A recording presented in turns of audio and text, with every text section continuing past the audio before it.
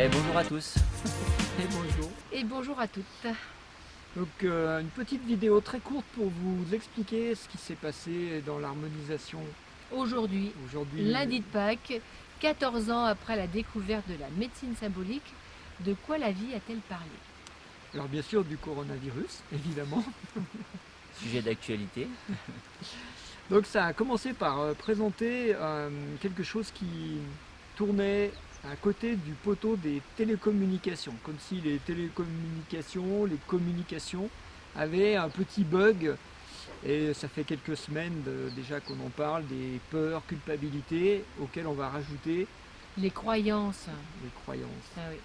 Donc on a décidé de vous présenter ça sous forme d'énéagramme, c'est-à-dire que Johan, en tant que 3, représente Madame Croyance, Et moi, en tant que 6, Madame Peur. et moi, en tant que 9, Madame Culpabilité. 3 féminins, la trinité peur, culpabilité, croyance. Et ce qu'on voit bien, c'est la croyance qui, si on creuse un peu, camoufle une peur. Et si on creuse derrière la peur, il y a une culpabilité existentielle qui anime tout ça. Alors, on en reparlera d'ailleurs dans une conférence prochainement. Parce que nous avions beaucoup parlé peur, culpabilité, mais nous avions oublié l'origine. Ce sont nos croyances. Donc, en l'occurrence, par rapport au coronavirus qui est sorti, c'était intéressant, c'est que on a la peur, c'est surtout la peur de la mort, la croyance qu'il y a une mort. Et cette croyance de la mort, en ce moment, elle est très très virulente parce qu'il y a beaucoup de morts. Comme pendant les guerres, là, il y a une pandémie, ça fait beaucoup de morts. Et surtout, elle est largement diffusée au niveau de la communication, que ce soit sur les réseaux sociaux, que ce soit sur les journaux d'information ou à la radio. Et c'est pénible parce que, comme le disait Johan, on ne parle que de ça, comme si notre esprit ou mental était focalisé sur le mal, la souffrance, et pas sur l'autre versant. Alors l'harmonisation nous a montré bien évidemment que cette croyance était fausse. Et on a cherché un moment, mais en fait la vraie croyance, ce qu'il faut remplacer cette croyance de la mort par autre chose, le constat que les choses dans la vie ne peuvent pas changer sans que quelque chose meure pour être remplacé. On peut prendre l'image d'un feu qui brûle la savane ou une forêt pour permettre à la nouvelle forêt de pousser. Et là, actuellement, il y a beaucoup de morts sur la planète dues au coronavirus. Et en fait, au lieu de s'attrister, enfin, c'est pas au lieu de s'attrister, c'est le problème. Il y a une place pour la tristesse pour accompagner les défunts, mais il y a aussi une réalité, c'est que cette mort est synonyme de renaissance de quelque chose derrière et que la mort est nécessaire pour qu'il y ait autre chose.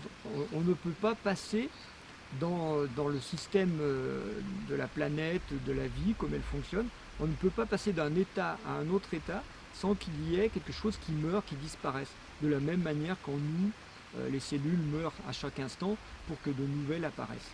Alors, par rapport à la mort c'est facile à dire, à accepter. Il paraît que l'âme ne meurt pas et qu'on s'identifie trop au corps, au matériel. On pourrait dire que ça peut être une croyance aussi.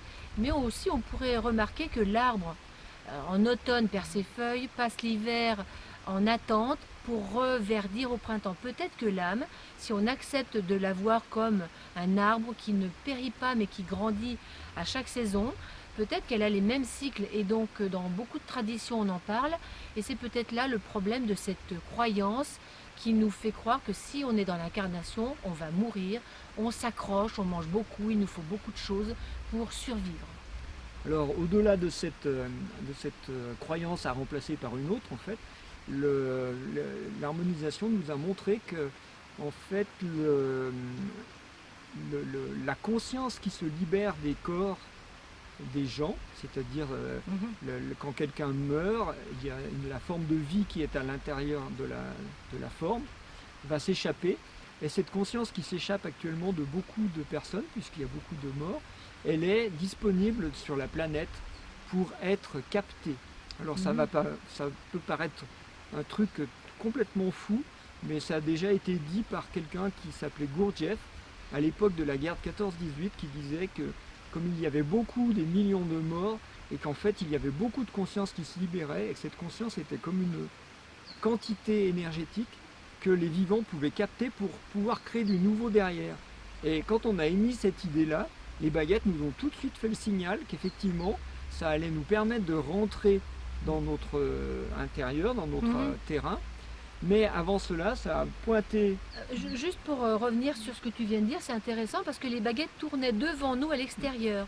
Et donc comme si ceux qui mouraient ne nous concernaient pas. C'est eux qui meurent, c'est pas moi, ouf.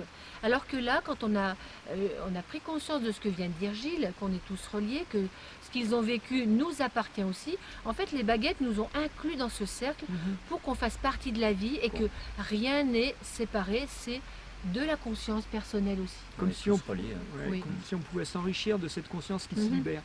Et d'ailleurs un exercice très très pratico-pratique pour que tout le monde puisse le faire. On pourrait penser qu'il faut méditer pour faire ça.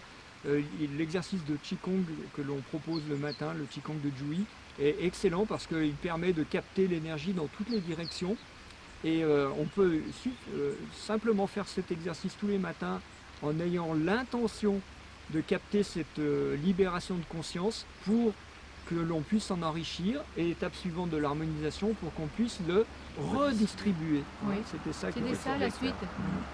C'était quoi déjà sur le... On l'avait vu pour le forum, je crois. Bah, c'est redistribuer à l'extérieur, c'est pas le garder uniquement pour soi, mais c'est comme pour le côté sombre de la médaille. Soit on peut se renfermer sur soi-même et puis ne rien en faire, pas tirer les leçons en fait de ce que nous apprennent nos épreuves ou ce que nous apprend la situation actuelle, mais c'est le redistribuer à l'extérieur. Et actuellement on a un énorme potentiel d'espoir pour la planète ou pour la société, et c'est soit on le garde pour nous personnellement, soit on décide de le redistribuer à l'extérieur et d'en faire profiter tout le monde. Et que tout le monde puisse vraiment profiter de cette situation entre guillemets. Merci Johan, parce que le mot espoir, c'est vraiment le mot de l'énergie 3. Et moi, je pourrais vous dire, il faut vraiment avoir la foi et regarder ce qui se passe. Pour le forum, une phrase était venue, donner sans compter pour recevoir sans compter. Un verre qui est plein ne peut pas recevoir. Donc donner, nous ça nous a beaucoup appris à donner depuis quelques semaines, à tout vous donner, tout ce qui vient spontanément, et c'est très enrichissant, vraiment. Et puis la troisième qualité dans la Trinité, c'est l'amour, point 9. Donc aimez-vous surtout dans ces épreuves, et entre l'espoir, la foi et l'amour, ça remplace bien correctement, on va dire, la croyance, la peur et la culpabilité. Voilà. Eh bien, bonne pratique, et puis tenez-nous au courant. À bientôt. Et puis, on vous aime.